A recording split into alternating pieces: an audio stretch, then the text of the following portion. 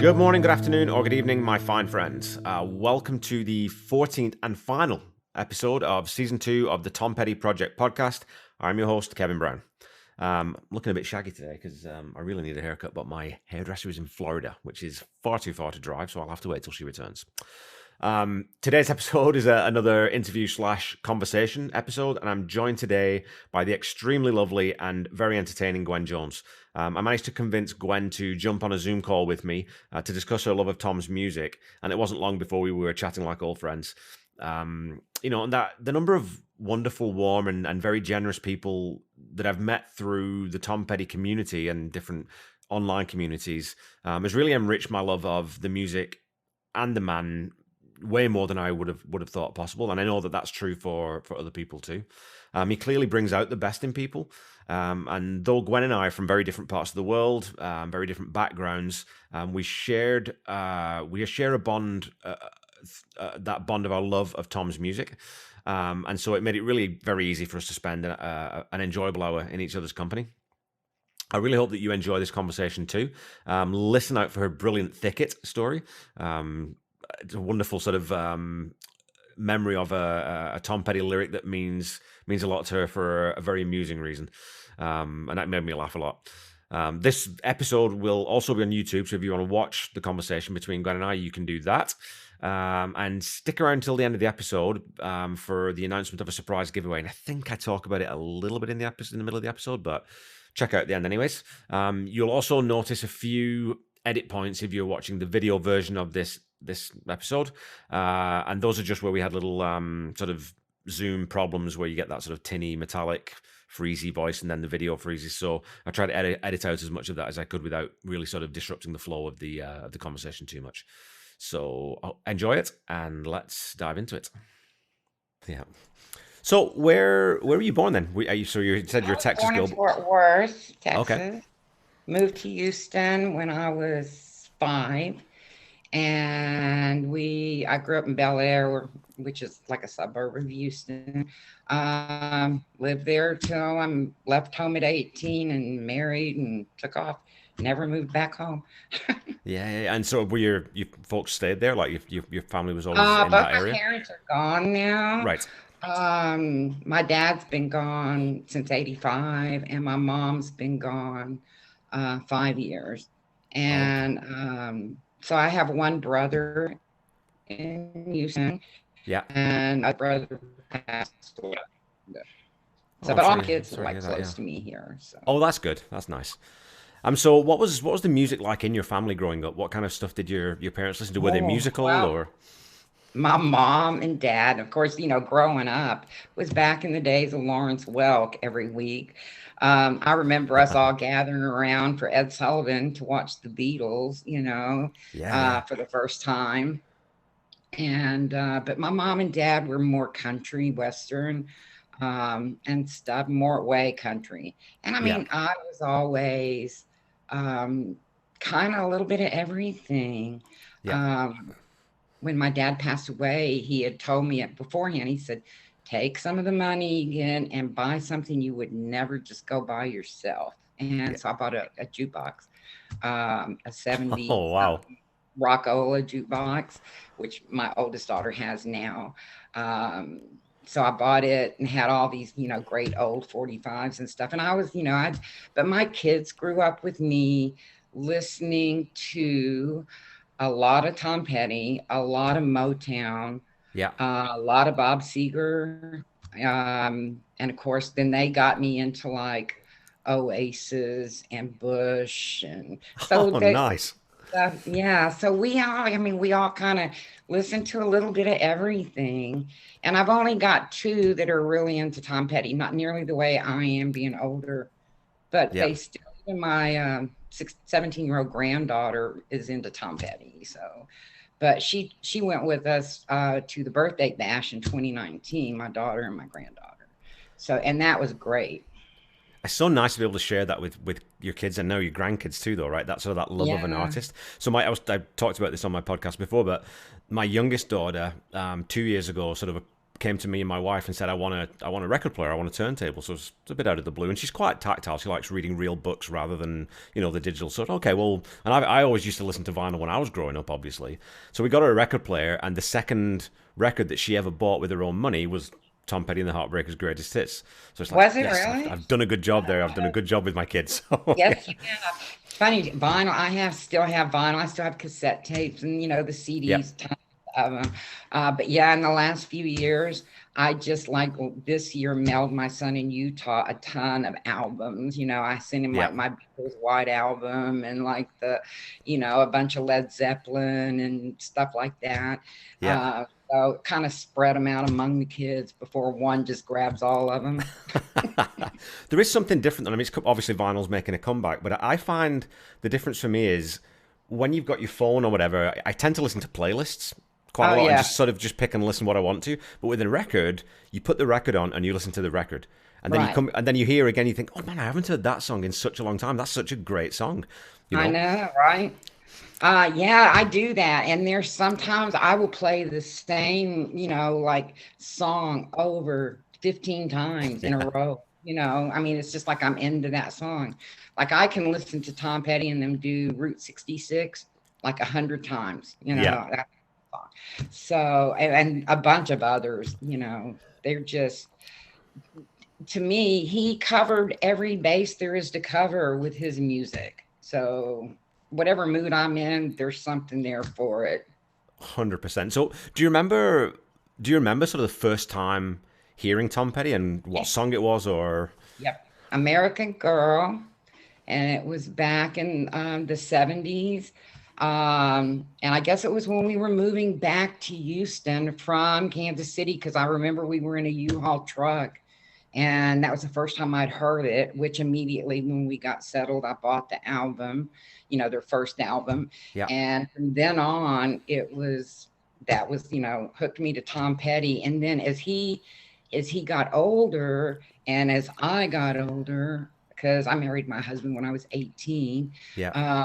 Well, I married him when I was 21, moved in with him when I was 18. Um, but as he got older and I got older, it was like his music kind of changed, but he still had that, you know, songs again that just for whatever the occasion was or whatever we were going through at the Yeah. time, there was something there. And my husband felt the same way about that. Um, Oh, so he was he was a fan too then? Your husband was a fan as yes. well? Oh, that's handy, right? Okay. Yeah, that's a good thing because otherwise I'm sure he'd have said, "Could you get some of those Tom Petty pictures down?" But he never did. No, but And I I do. actually only got to see Tom once in concert, and that was in '81 Okay. at the Summit in Houston. And we were not up close, but a concert to me, I mean, being there with so many people Yeah. and you're all just singing the words along with him. And I always loved that he would stop and let the audience just sing, and he'd kind of just sit back and then pick it up again, when it was Yeah. after the chorus was done and stuff, he'd get back up and sing again. But he just, it's so the energy and the camaraderie between Yeah. people at the shows and things. You didn't have, the pushing and shoving, the arguments, or it was Yeah. just everyone was there. It was nice, peaceful, good time, fun. It isn't, and I always find that when you go to whenever you go to see any concert, really, all those social divides just evaporate because you're all there for the same reason. You're all there because you love this Exactly. band. So whether you're right or left, whether you're gay or straight, whether it doesn't, none of that matters. You're all just listening to the music and you're all reacting in the same way, and that's what I love how unifying music can be. I really Yeah, enjoy that. exactly. And Tom, I Exactly. think Tom, you were talking earlier though about as you sort of grew up and sort of grew older, that Tom's music stayed with you. And I think my sense of that is that, or my opinion on that is that he was such a great observer of life that he was able to. The reason he connected with us so strongly is because he talked about things that we were all going through, and so Right. no matter what stage of your life you're going through. And I didn't grow up with his music, but if I was a teenager, I'm sure I would have really connected with those songs off the first two albums, right? And then as you get older, you can really appreciate some of the stuff he's talking about as he gets older. So as he grows, we grew. we grow, and the music grows with you, and it just means that much more to you as you get older, right? Yes, yeah. Yeah, and I don't know what we want to get into on here. Anything at all. Yeah. Everyone's got a Tom Petty story, I guess. And with the group that I have, and it's a small group. We have like 12, we just went over 1,200 people. Yeah, yeah, yeah. Which I started last January, so it's only been a year. Yep. So just barely over a year. And we're doing good. I mean, I hear stories from members in the group and things they've gone through, and it's like we're just all the same. There's like no divide between any of us, Yep. whether it's financial, whether you said like if you're gay, straight, politics, whatever, Just doesn't matter. politics out. Yeah.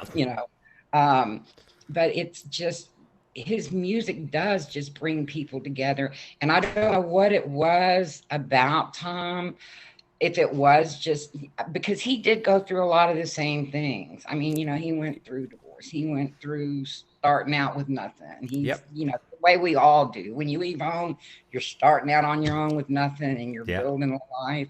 So, I will tell you a funny little story. Yeah, sure. My husband drank, sometimes too much. He and a buddy went off one night, and they went like probably 70 miles from our house, 60, 70 miles from our house. And at 3 a.m., I get a phone call, and it's the police department. And they're like, "You come pick up your husband." And I'm like, "No, I don't want to." Stuff. So anyway, I called my brother-in-law to come get me because he was in my car. My husband was. And so we go drive out there. My brother-in-law just drops me off. I get my car. And his friend is with him, and I don't even know his friend. So we get in the car because I'm leaving, and the police say, "You need to take them with you." I said, "They're drunk. You're going to let me just take them, and not." And he's like, "Take them," because it's a little bitty small town. Right. So as soon as we get just out of town, on the side of the road, I pull over and I stop, and I'm like, "Get out. Both of you just get out. Don't walk in front of me. And just walk yourself back home." And so I left him there, and it took him literally till the next day to get home, but that wasn't my problem. And there was no, and I did the scream in the car, left him out in the thicket. Yeah. We left out that song so much after the fact. It kind of just became a thing with us. Every time we'd hear that song, there was this look. But that was my thicket song. So my thicket story. But that's, It's funny that association here, that association with songs can be something as simple as that. Just that one line, you connect with that happening, Yep.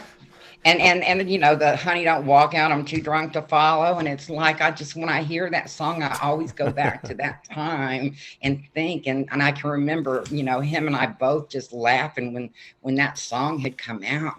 Yeah. How perfect is that? Where was this?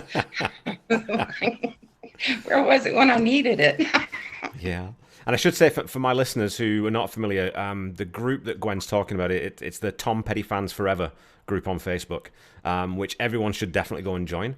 And I wanted to talk to you a little bit about that, a little bit more, Gwen, because I was going to put you, so there are lots of Facebook groups lots of groups on Facebook that are dedicated to Tom Petty because he's such a big part of so many people's lives. And one of the big ones, obviously, is the Tom Petty Nation. And that one, I always find that it's a little bit more sort of corporate / business oriented. It's got the very hard times with Sirius XM, and it's got more of the official stuff on there. And obviously that's because really that's what the fan club morphed into. Right. So that's the official sort of arm of it. But what I find with your group is that it's so much more, it's more like a family. It's warm and it's connected, and the people on there are genuinely lovely, and it's more like just having a conversation day to day about Tom Petty, rather than sort of going out and I'm doing a post about Tom Petty. Well, no, I'm going chatting with my friends on your group. Right. So I wanted to ask you, when you started the group, was that kind of what you were looking to build, or what was the sort of the reason and the impetus behind starting the group? Well, I was in a couple of groups, and I was in Tom, and I am still in Tom Petty Nation, and I'm Yep. still in a couple other groups.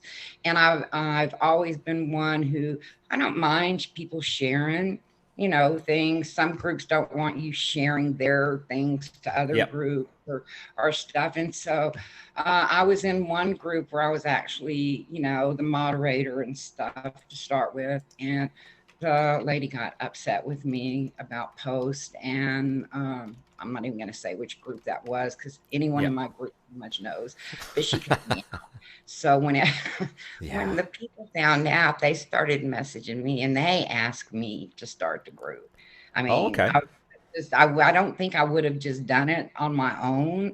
But so many of the people I had met that are, in my group now, and stuff, they're like, Gwen, start your own group. It'll be so much better. And you're just so much easier and so much, and right off the bat, we just started jumping up in numbers and stuff real quick.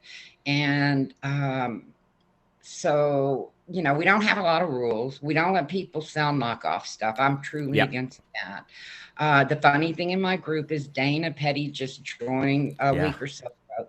Jane Petty has been a member of it for a long, long time. She Okay. doesn't post on it, but she is, and I've spoke with her a few times, um, just messaging, not speaking face to face or Yep. anything. But you know, when I started, I think the thing is, like I said, we're watching each other's grandkids grow up.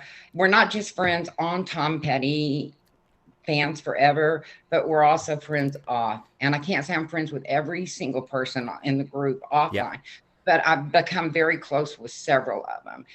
We've gone through, friends who have had issues with cancer in their families and with, their animals or just whatever the case may be, they're just down in the dumps. But we're more, at least we can talk to each other. Yep. And having, being a member of Tom Petty Nation, I think that's the biggest difference in our group. And of course, theirs is much larger, and I'm sure it's harder to keep up. Yep. Uh, but I think that there is a more like closeness in my group of people that are friendlier and more welcoming.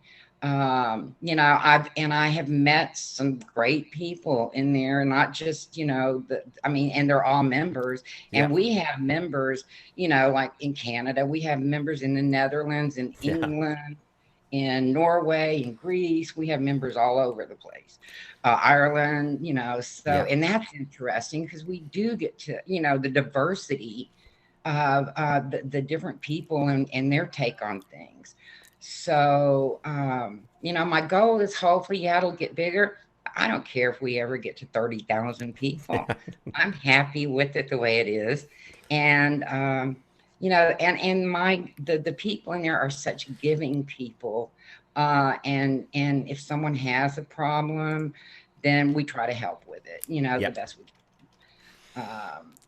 Well, And I think you struck the nail on the head though. There, that is what it's about, and I think that once you start getting a Facebook group like that becomes so big, because once you get to right, 30, 40,000 people, you simply can't interact with everyone really.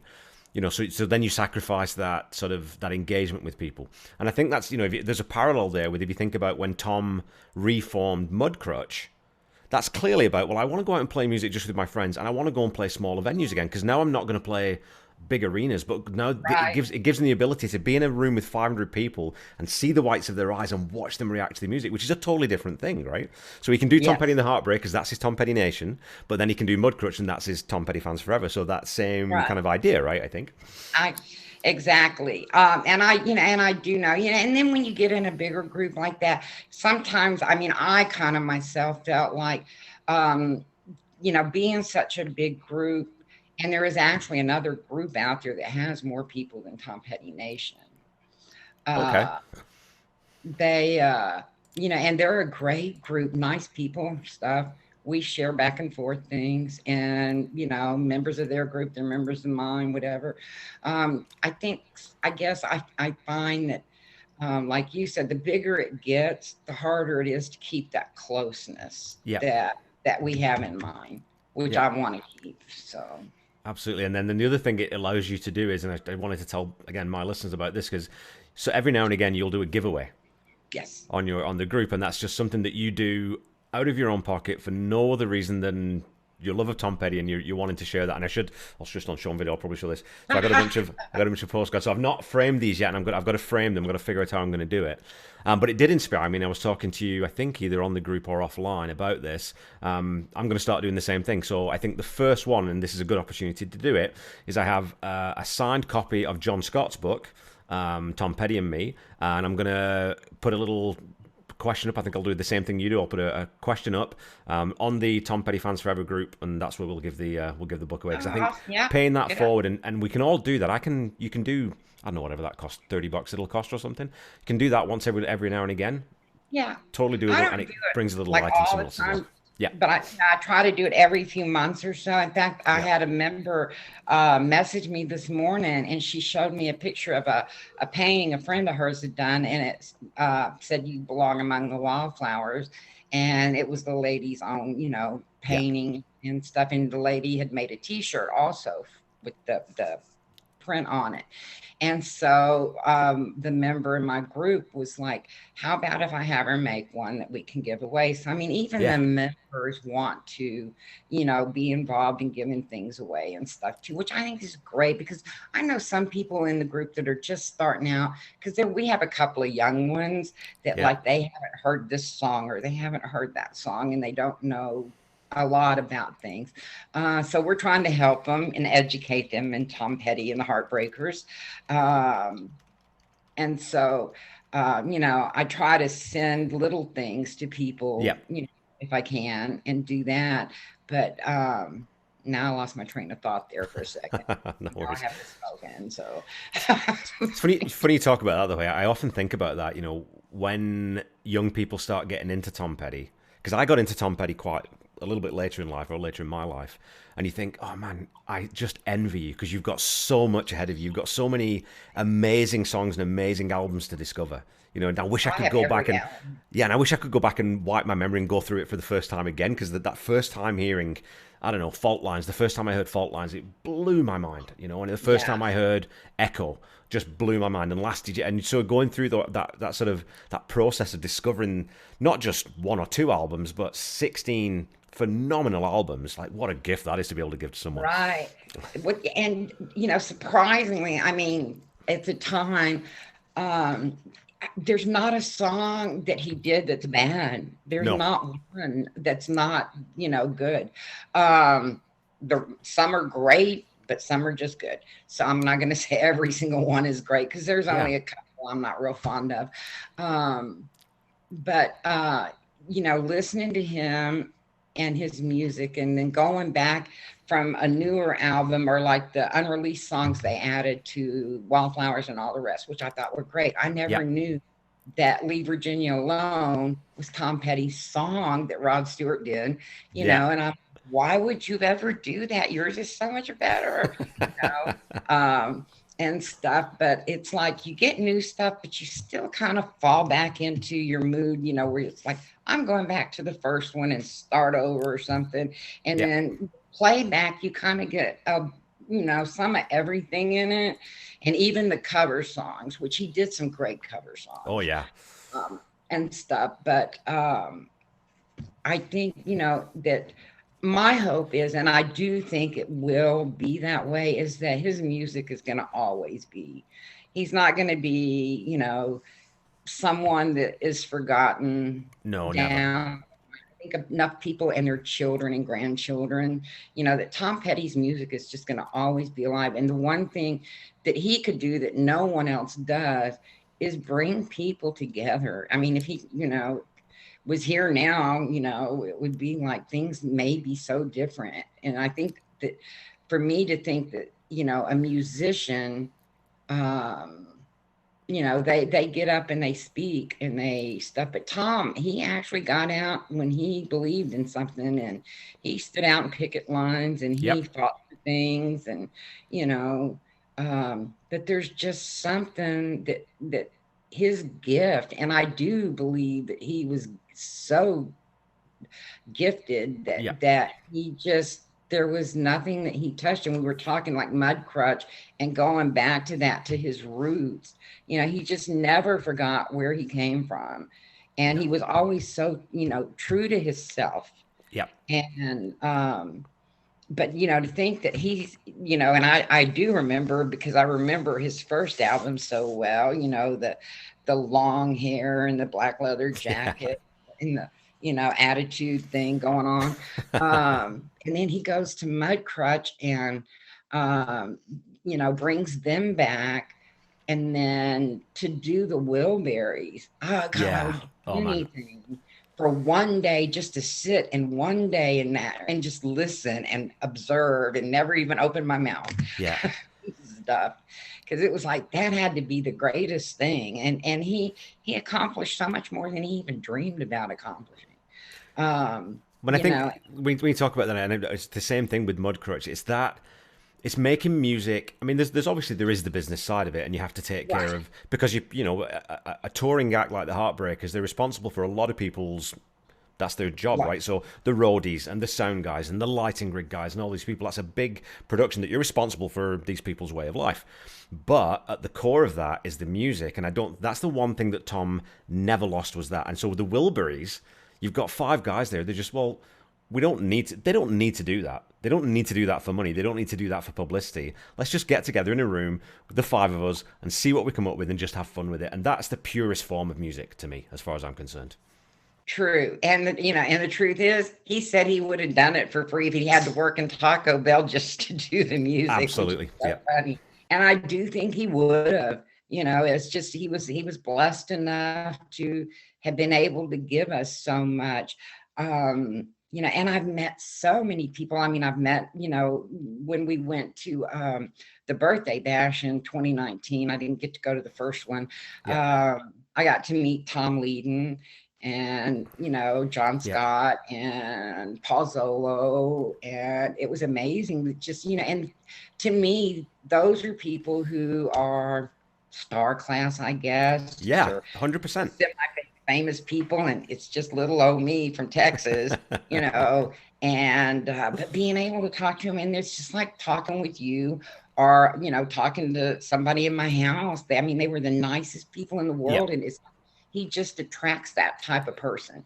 You don't get the bad vibes from anyone in any of these groups. And that's what I think leads into that question I always ask to people, like, what makes Tom Petty different? In terms of sort of the fan base. So, I love Led Zeppelin. I love the Beatles. I love a lot of different bands. And you sort of end up in those fandoms. But there's just something special about Tom Petty's. And I think it's because the love goes beyond... We all love his music, obviously. But we all love him, too. And I think that, as you said, he attracted a lot of really good people. And you don't do that unless you're a really good person yourself. So I think because he had that authenticity and that genuine love of people, even though he wasn't one for big parties and big crowds, genuinely loving people, that comes across, and people remember that. They remember, the old saying that people don't remember what you do, they remember the way you made them feel. And I think that plays into that, right? So when you were down at the birthday bash and you're sort of among all these Tom Petty fans, that must have just been the best thing in the world. That must have been amazing. It was great. And not just that, it was great too, and even as old as I am, and I am 66. So, but my daughter went with me, my granddaughter. At the time, my granddaughter was 15.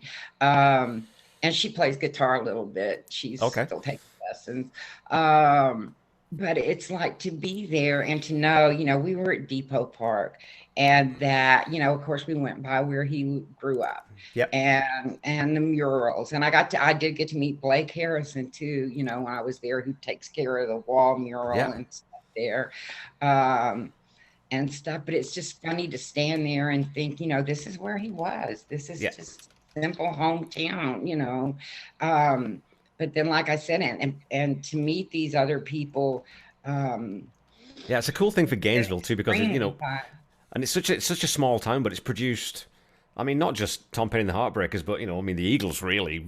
Was sort of born there, and then a lot of other. And like I said, what's his name now? There's a few artists from such a small town. It's an unusual thing for such a small place to sort of birth this really Right, impactful, important college part of rock and town. roll. College town for sure. Yeah, that makes a big Yeah, difference. But because yeah, I mean, Texas, we've had ours, but most of ours are country western, yeah, and stuff. But it's like, truthfully, I mean, it's like if you go to Gainesville, you may as well be a Tom Petty fan because you're going to meet people, and they're Tom Petty fans. And I'm yeah, not saying everyone in Gainesville is, but they make you feel like your family, like you're part of it. And I think Tom had that quality yeah. that I think, that his family and him had, their actual family. But Tom made you feel like you knew him, that you knew him as well as you knew your next door neighbor, and you just had that feeling, even though you never met him, Yeah. but you felt like you knew him. And I think that's a quality that a lot of people don't have. Agreed. Um, Yeah. And it's funny that Dana has that too, right? I always find that with when Dana posts either in the Nation or hopefully she'll start posting in your group, that there's that genuine love goes both ways. right. That Tom obviously loved his fans because he never raised his ticket prices, fought against album price hikes, all those kinds of things. It was about that genuine sort of appreciation. He always said, that I can't believe I get to do this. This is crazy, that I get to play Yeah. music in front of people and they want to listen. That's as good as anything. And you were talking about that a little bit about there's that sort of side of Tom that he was definitely blessed with a mercurial talent. But it's also worth remembering, and it's always what I tell the kids, right? You can be smart, or you can be gifted, but you got to work hard too. And his Right. work ethic, I mean, it's the one side of the band that it frustrates me the most with other people who don't know their music, is that they're underappreciated as musicians. They were an amazing tight band. Like you listen to them play Yeah. live, just on videos and things, they never drop notes, they never screw up. I mean, very, very rarely, because they're Right. so practiced and they take it seriously. They're not out there And, just doing coke and getting drunk all the time. When they're on stage, that's the job now. Now you've got to play for people, and that's important. And you take that seriously. And I love that yeah, side of and I things. think they did it. And I think, Tom even said once, well, at least in his song, works all he knows. And the truth is, he'd been working since a very, a young age. Yeah. And then to get in the music business as young as he was, in his 20s. And Yeah. the people, he picked the best people he could Oh, have yeah. around him. Mike Campbell is, to me, the guitars, he's right up there with, Stevie Ray Vaughan, Jimi Hendrix, I'm going to Yep. say, several. Mike Campbell's great, and he's a good person, too. And that's another thing about them. They were all, I mean, from everything I know, I've never read anything bad about any of them or No. heard anything bad about any of them.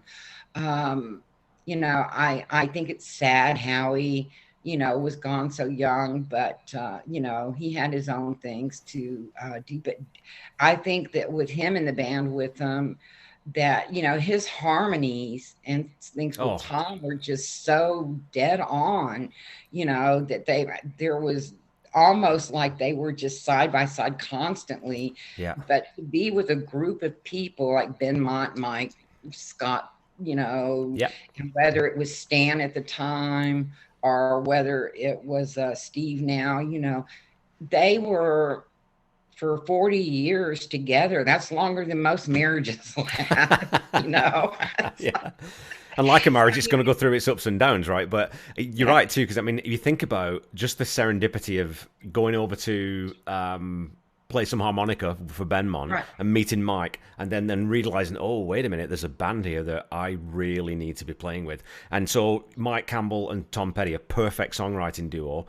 Tom Petty and Howie, a perfect vocal duo. So all those things sort of line up and just fall into place. But again, I think a lot of that comes from putting yourself in the right positions and trying to associate with the right people, so that when you recognize it's taking advantage, right? So obviously he stole Howie. He sort of said, no, Yeah, he's got to come and play with me. I'm sorry, but that's just yeah, from Dale Shannon, I think it yeah.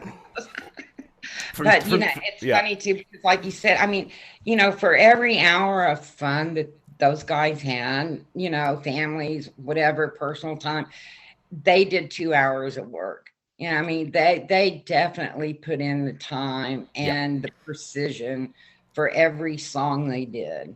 And We and do, it me sometimes that Tom said songs just came to him so he could write Yeah. a song in 5 minutes. And I'm like, oh my God, I've been trying to write one 50 years and haven't got it yet. Wildflowers, one take. That came to me. That is just that blows my mind. I mean, I some know. songs you could see, something like well, "Baby's a Rock and Roller." I can see sitting down and writing that out because that's a fairly simple, straightforward lyric, Yeah, and it's quite a straightforward rock and roll song. But Wildflowers, that's just something. That's just lightning. That's lightning in a bottle. To capture that and sort of exactly. have that come to you, that amazes me. It just blows my mind. Yeah. He definitely, it's something. Um, I don't I just, I'm so thankful because who knows really? I mean, short of the family, who knows how much more music there is that may be released, Yeah, that we haven't heard yeah. yet. And hopefully there is. I would love a whole album of it. So we'll see what happens with that. But it's amazing to me that one person can just, and I say one person as in Tom writing, and I know Yeah, Mike with him and things, but for Tom, and to be as shy as he was, because yeah, I've always read that he was really very, very painfully shy. Um, to get out on a stage in front yeah, of, millions of people. I mean, come on, yeah. there's something there driving you.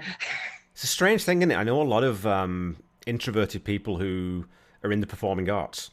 And it's that, like Jim Morrison famously, the Doors famously wouldn't even face the audience for the first, I don't know, 3 or 4 months that Right. band played, I right? So, remember that. yeah, and I've got, a friend who runs a brewery, actually, in the province I live in. And he's a big spokesman for craft brewing industry in our province. And he's a big spokesman for sort of local causes and charities and things. But very, very introverted, really, and very shy. But sometimes that I don't know. Sometimes that makes the better artist. And I think something else I was gonna talk about as you were talking there. You were saying about how good a band they were and how good musically they were, and you don't get to and how many songs he wrote. But it's not just the songs for the Heartbreakers and Mudcrutch and Traveling Wilburys. Of course, he wrote for Stevie Nicks and he wrote Right. with Johnny Cash and he wrote with John Prine and he wrote, I mean, the band, and Tom performed with and wrote with so many people. And of course, you're talking elite level, songwriters and Right. artists in their own right that don't really need any help. So that shows you the regard that they were held in, I think, across the music industry. Oh yeah, I think so many artists wanted to play with them and stuff, and wanted them involved, whether it was producing or whether it was, whatever part they played. Yeah, And luckily Mike's gone on, with the Dirty Knobs and yeah, stuff. We see Ben Mont, plays occasionally here and there and things. But they're all doing something musically still. And yeah. and I was very touched not long ago. Mike put a little short video out, and was thanking Tom for taking a chance on a teenager that, didn't Yeah. have a clue. And I'm thinking, he was a teenager too. Yeah. Well, the other thing is, it's Mike Campbell. Like you're Mike I know. Campbell, but I think that, like you said, I mean, and I sometimes think that maybe it's a southern thing a little bit that you get that sort of there's a southern humility that I really like that because America's obviously sometimes got a reputation on the world stage as being a very boisterous and sort of braggart sort of country, but you get a lot of Yeah. people from the south that it's not that way at all. They're raised with good values and they're sort of taught to sort of downplay your own achievements and build other people up, and the boys were definitely a great example of that, right? Yes. I think too, I think one of the funniest little quotes I heard was from Danny Harrison made about, being around Tom's girls, Yeah. Adrian and Anakim, and going, yeah, but your dad's Tom Petty, his dad's George Harrison, and he's thinking, your dad, you got the coolest dad, and I can't even Oh, imagine that conversation. I know, hey. And I think it's just that thing, right? Because at a distance we sort of put them on a pedestal and idolize them so much that you sometimes do forget that they're just people. Right, They're just exactly. people.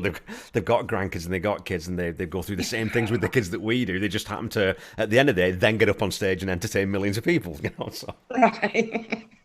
that's the difference. Um, cool, yeah, no. So I want to talk a little bit, real just quickly about You're Gonna Get It. So the second album, Oh, I because have that's that one right here. Nice work. And you've got the edition with the stars on too, right? That Stars. I'm very jealous of. Yeah, I have stars. I'm going to get That's eventually. this is an old. Yeah, this is an original one. Yeah.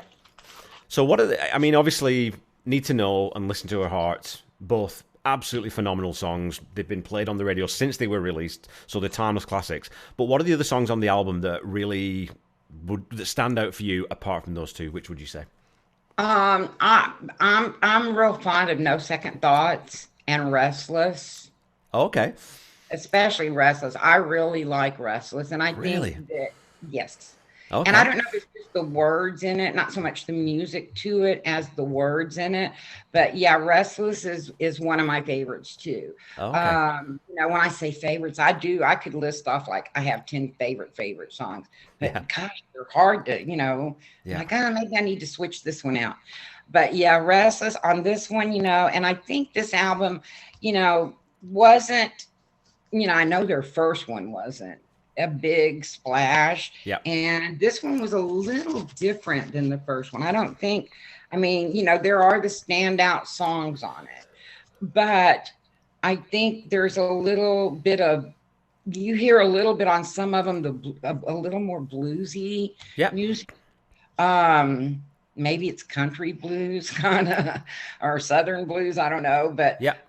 yeah, I just, I really do like Restless and I like No Second Thoughts. I would have to say those two come up next.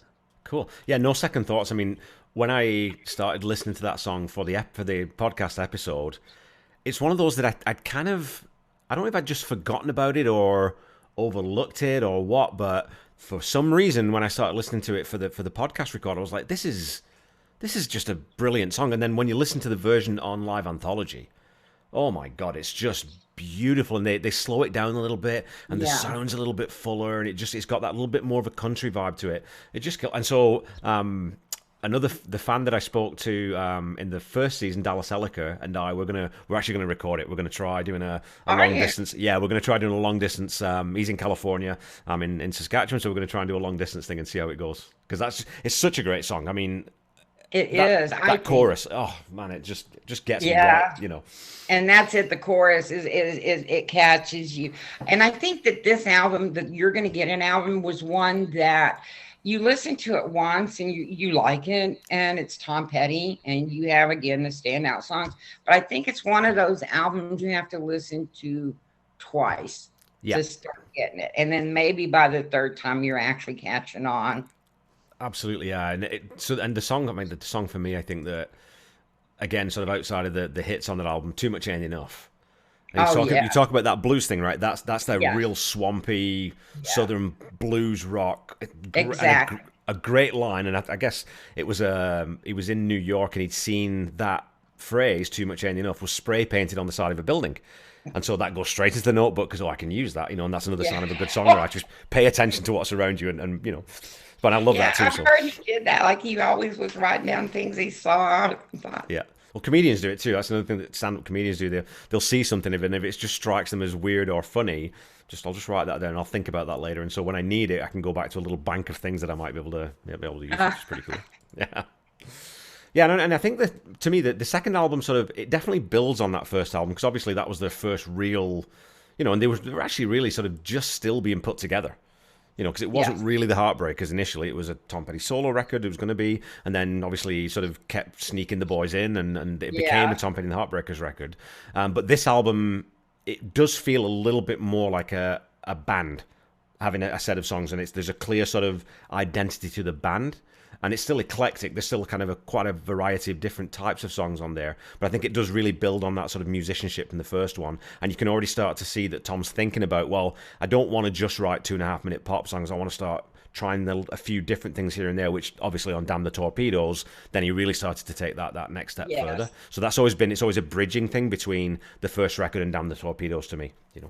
Yeah, and I think at his shows, I mean, he was the type that wanted to, even when he was young, put his own songs in. Yeah. When they were playing dubs or playing someplace, sneak in one of their own songs, and things in there with the covers, Yeah. and stuff. Which he just had such a wide range of ideas about songs and things It's like his, I have to say some of his favorite and truly one of my favorite songs of his is Casadega. I Yeah. love that song. I've loved it from the very first time I've heard it. I wanted to go there and didn't make it there when we went to Florida, so that's on my to-do list Yeah. yet. Um, but it's just amazing to me that, like you said, for this group to start out as young as they were, and and all these guys followed him on his just on faith, Yeah. wing and a prayer, and to do it, and he made sure that he stuck with them, and like going back in, like you said, and doing Mud Crutch again, because Tom did like to do smaller shows and Yeah. feel closer to the audience and people. Not, I mean, he loved the huge audience, of course, but to be in a more intimate environment with people, and to go back for your friends that you Yeah. started with 30 years later, and go back and do something with them again. It's amazing. And they picked up like they'd never missed a day, Yeah, you know. and it's the only. I was thinking about that the other day. I can't think of any other. There's lots of artists who, they'll go back and do a project with someone, or they'll go and work with someone they worked with years ago. But I don't know of any other major act at the level of the Heartbreakers or the level of Tom was, who sort of went back and just said, "Well, I'm going to reform the band that came before this." I can't think of a single other example of that. I mean, No, I'm no. happy to be proved wrong, but I can't think of one. Mm-mm. So, okay, let's do our. I'll give you the 10 quick fire questions and see how you get on with these. Okay. This will be a lot. This will be a lot of fun. So, it's the question that every Tom Petty fan dreads. What is, if you could only pick, if you were forced with your arm up your back to pick one album, and it doesn't necessarily have to be your favorite album. It could be an album that's really important to you for some reason. But which one Tom Petty album would you take with you onto a desert island? Southern accent. Ah, okay. Why? I'm going to ask you why. Because there's so many songs on there that have meaning to me, um, and stuff that went through when my husband passed away, I think. Okay. So um, I think Southern accents. Awesome. Yeah. I mean, again, I've talked about this before, but I think it was about 18 months or so ago. I do long distance running, and I was at about the ninth kilometer, so about 5 miles into a sort of 6.5 mile run, and I had my Tom Petty playlist playing, just on random, and Southern Accents, the song came on, and sometimes when it takes your breath away. There's Yeah. that sort of that rise of emotion, and I had to walk for a little while just to get my breath back because it just caught me off Ah, guard, and I wasn't ready for it because it's so beautiful and it's it is. so emotional that I think that the best, I guess because the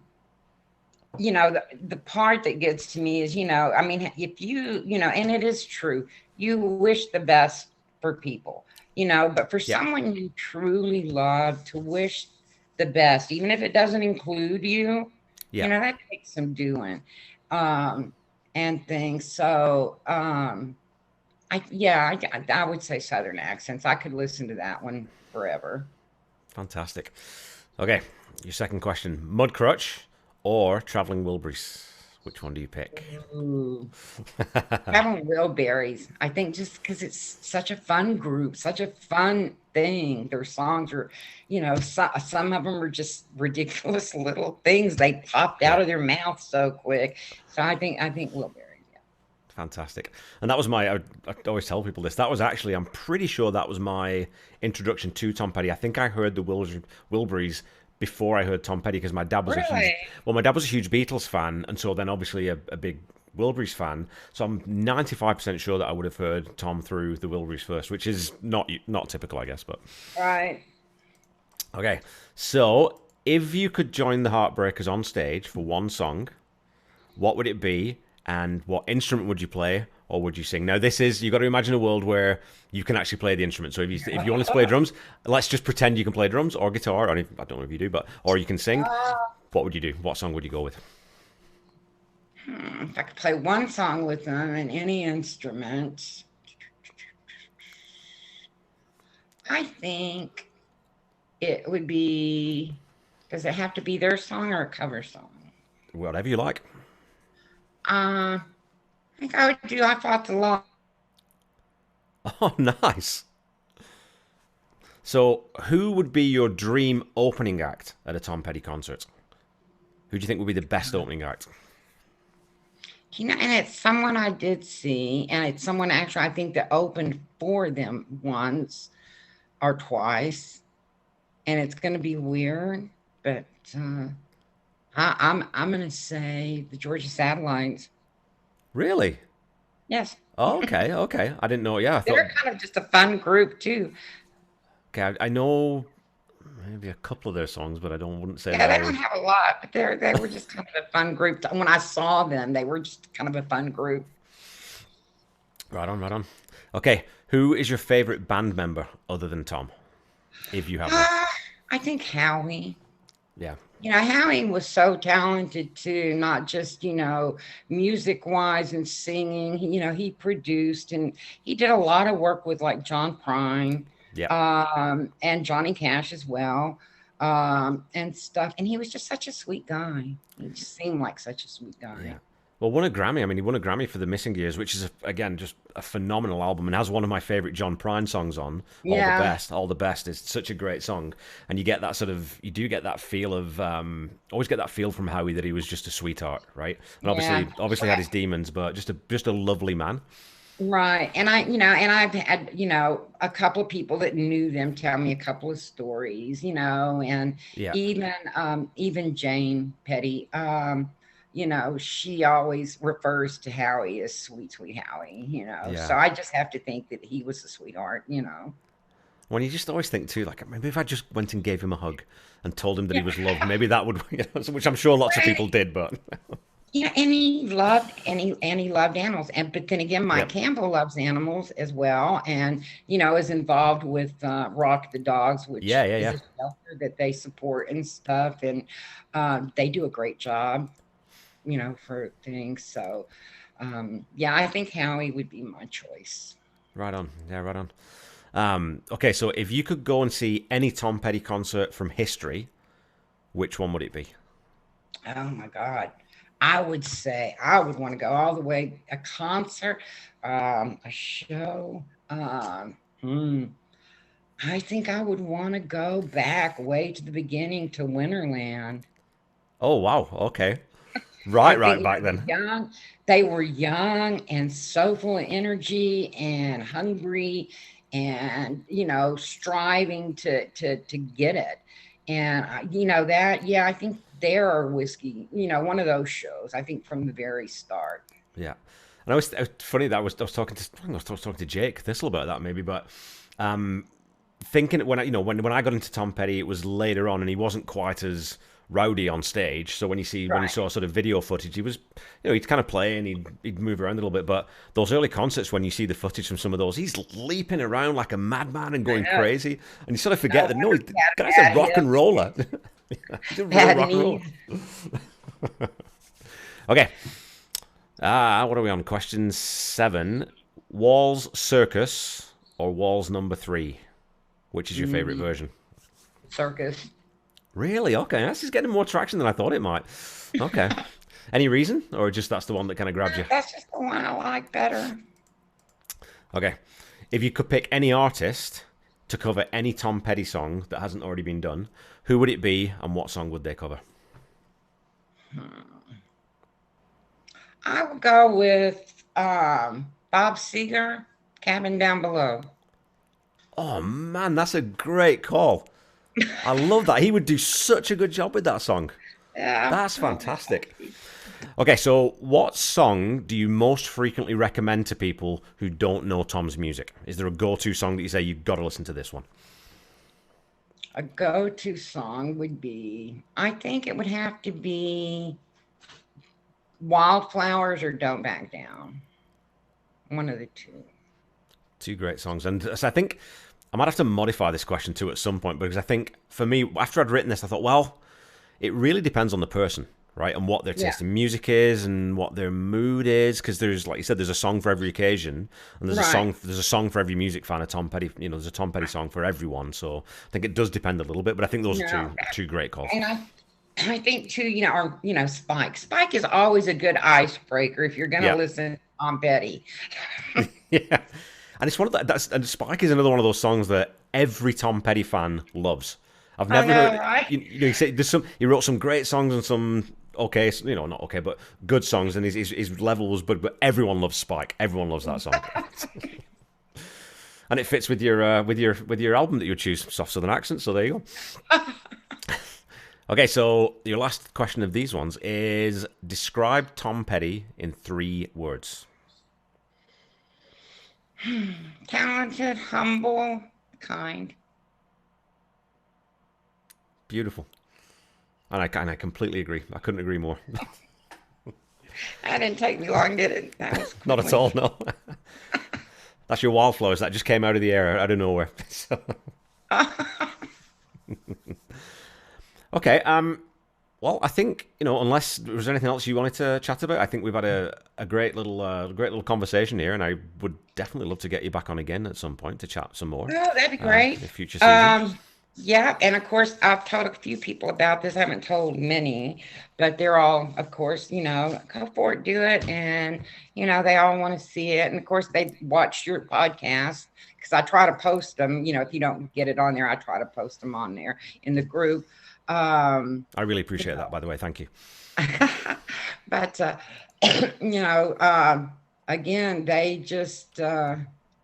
I don't know, other than just, shout out to my group people that, they're always thanking me and I'm not great. I'm not awesome. I'm just me. And I couldn't do what I do if it weren't for all of them. So, my thank you to the group members. Well, this is the first time I'm going to have to disagree with you during the podcast. I think you are wonderful, and I think you are awesome, and so do a lot of other people. And I really hope you keep on doing what you're doing, because it does mean a lot to a lot of people. Like you said, we're 1,200 strong now, and that sort of sense of community and that sense of love that we all feel from that group does come from you. That does come from the way that you put that energy out into the group and into the world, and that's a really positive thing, especially at the moment of the way the world is. That's a huge part of all our lives. So thank you very much for doing what you do. But yeah, I appreciate the members. I appreciate you doing this. I'm glad we did. I enjoyed talking to you. I think you're a fun guy too. Oh, thank you. Well, it's great. I don't know. It's nice to be able to talk to other fans. Yeah. Okay, well, I will let you go, and so this episode is going to go out on February 9th. And again, for my listeners, please, if you're on Facebook, go and sign up for Tom Petty Fans Forever. It's it is my favorite Tom Petty group on Facebook, because again, just that sense of sort of community and real engagement with people happens a little bit more quickly and naturally than it does on Tom Petty Nation. So come and join us in that group, and we'll see you there. All right, thanks. Right on. Nice to visit. Yeah, thanks so much, Gwen. Enjoy the rest of the day. I hope everything's going well down in Texas, COVID-wise. I think hopefully you're shiny, and we're warmer than you, so we're great. All right, Kevin. Thank you so very much. Yeah, you take care of yourself. Bye-bye.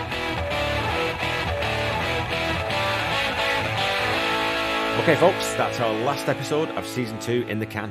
And I'm really looking forward to starting to discuss Damn the Torpedoes for Season 3, and that begins next week. I also already have one fantastic guest lined up for Season 3, and another one who is almost confirmed. Please make sure you head over to Tom Petty Fans Forever, which is Gwen's group on Facebook. Gwen's cultivated a real sense of very sort of tight community in that group. And as we talked about, she also does giveaways every now and again, which she does entirely out of her own pocket and just out of the goodness of her heart. So please support her and support that group by going and joining. And in the spirit of paying that generosity forward, as I talked about in the episode, I will be giving away a signed copy of John Scott's excellent memoir, Tom Petty and Me, exclusively in the Tom Petty Fans Forever Facebook group. So if you want a chance to win, please go and sign up to be a member if you aren't already. And I'll be posting a Tom Petty trivia question there today, as if you're listening to this today, at 6 p.m. Eastern Time. Don't forget to follow me on Facebook and Twitter at Tom Petty Project, and on Instagram at The Tom Petty Project. And of course, you can find me on YouTube. If you're watching this, that's where you're going to be watching it. So follow, like, subscribe as applicable. And again, please leave a review or a rating if you haven't already. It sort of helps with getting the word out there and getting us sort of up the charts a little bit, which is, I don't know, maybe more people will hear about Tom Petty's music if we do that. And as a reminder, the Tom Petty Project and myself individually are not affiliated with the Tom Petty Estate in any way. So whenever you're looking for Tom's music, please buy through legal channels. Please go visit the official YouTube channel if you're listening online, or through any of the official streaming apps. And you should definitely go check out the store and go buy yourself some Tom Petty merch. Until we meet again next week, keep listening to and sharing Tom's music. Try to be kind. Try to say I love you to someone at least once a day. Stay safe and healthy, and I'll be back with you next week to talk about the first track from Damn the Torpedoes. Bye-bye.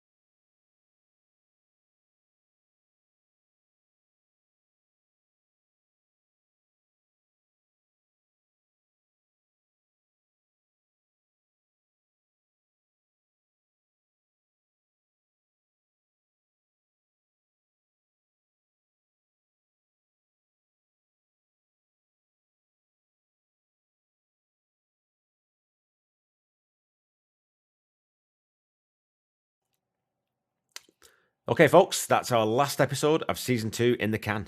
And I'm really looking forward to starting to discuss Damn the Torpedoes for Season 3, and that begins next week. I also already have one fantastic up for Season 3 and another one who is almost confirmed. Please make sure you head over to Tom Petty Fans Forever, is Gwen's group on Facebook. Gwen's cultivated a real sense of very sort of tight community in that group. And as we talked about, she also does giveaways every now and again, which she does entirely out of her own pocket and just out of the goodness of her heart. So please support her and support that group by going and joining.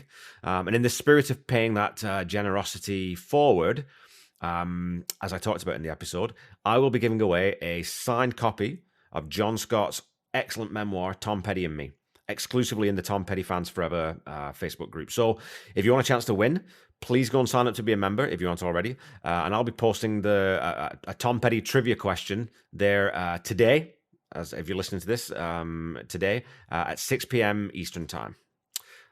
Don't forget to follow me on Facebook and Twitter at Tom Petty Project and on Instagram at The Tom Petty Project. And of course, you can find me on YouTube. If you're watching this, that's where you're going to be watching it. So follow, like, subscribe as applicable. And again, please leave a review or a rating if you haven't already. It sort of helps with getting the word out there and getting us sort of up the charts a little bit, which is, I don't know, maybe more people will hear about Tom Petty's music if we do that. And as a reminder, the Tom Petty Project and myself individually are not affiliated with the Tom Petty Estate in any way. So whenever you're looking for Tom's music, please buy through legal channels. Please go visit the official YouTube channel if you're listening online or through any of the official streaming apps. And you should definitely go check out the store and go buy yourself some Tom Petty merch. Until we meet again next week, keep listening to and sharing Tom's music. Try to be kind. Try to say I love you to someone at least once a day. Stay safe and healthy, and I'll be back with you next week to talk about the first track from Damn the